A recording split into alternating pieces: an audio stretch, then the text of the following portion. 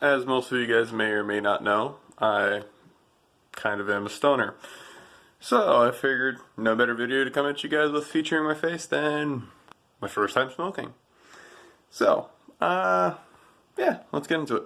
So, it was about 2-3 years ago. I'm not going to give you guys my exact age at this point, even though it's probably been deduced just by various things that I do.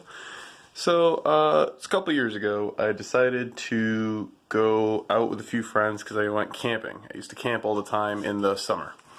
And I felt it was a genius idea to sit there and go, hey, might as well try this for once. So I then decided to just stand around and smoke with them. My friend first hands me a dab pen. And I didn't understand how bad a dab pen was until later on in life, which was a huge mistake I made on my part, which got me where I am today. I hit that at first and was already a little off my rocker because I had zero tolerance to that. And I thought, alright, I'm good enough for the night. That's about all I'll do. So what winds up happening eventually, sorry I keep on switching hands, it's just very uncomfortable to do this and not walk around. I have to walk and talk, sorry. So what winds up happening is eventually they tell me, hey, we got more weed coming in. So I sit there, oh no. Oh no. But eventually, I found myself going to the smoke spot at the campground I always used to go. Well, I used to go with them. I never smoked with them originally. But what's happening is, at first, we just have a bong literally about this big. Nothing special. We filled it with Gatorade, and I did that. Then it turns out that we still had more weed, which I regret. We wound up rolling that into I want to say Backwoods, Game or Dutch, one of the three. It's one of the three. And what winds up happening is I smoke a good majority of that too with them by myself. And then we wound up sticking it into the bomb. And that was not a good choice on my part, and I will tell you why right now. So essentially what winds up happening is I'm a little faded, just a little bit. And we all have to sneak back over this little creek, because you had to cross a creek to get to the area where we smoked.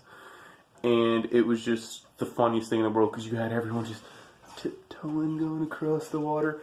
And then one person just running across, stomping their feet, just thump, thump, splash, splash all over the place with the water. You want to guess which one I was? Yeah, I was that guy. And it gets worse, sadly.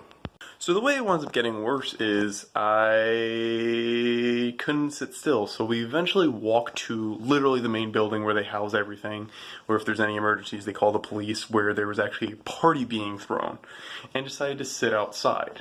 Now, I sat there for a couple minutes before my friend said, hey, let's go do something else. Now, this is the moment I realized I made a very, very, very large mistake, is because I'm walking like this to maintain my balance because the world is at an angle for me. And it was the funniest thing in my life. On top of that, I was seeing like triple or quadruple of everything moving. This was a struggle for me. And it winds up getting even worse. It's about 9:30 at night, and I'm sitting there walking through this place screaming the Wanderer song from Fallout 4 because that's what was coming out around that time. So I'm sitting there higher than anything, screaming this in the middle of the night. Earlier in the night, I forgot to mention this at the beginning, because this happened at the beginning of the night, I have to talk to my sister and my mother. So I talk to my mother. I'm already a little stoned, a little bit. And I'm sitting here, my friend says, send it, and screams it. So me being who I am, I instantly scream send it immediately after. And it's the funniest thing in the world. My mom tells me, Lex, shut the fuck up. There's people sleeping. Sorry, Ma. Send it! And I just scream it again. Afterwards, I find my sister, and I have to tell her something. So I walk up to her and finish what I have to say, do everything I have to say, and then at the end of it, just go, boop. And yeah, that's how my night ended. But you thought the story stopped there. No, it does not. It proceeds into the next morning. So the next morning, I decide to meet up with that friend again, hit his dab pen again, and I'm still hungover from the night before.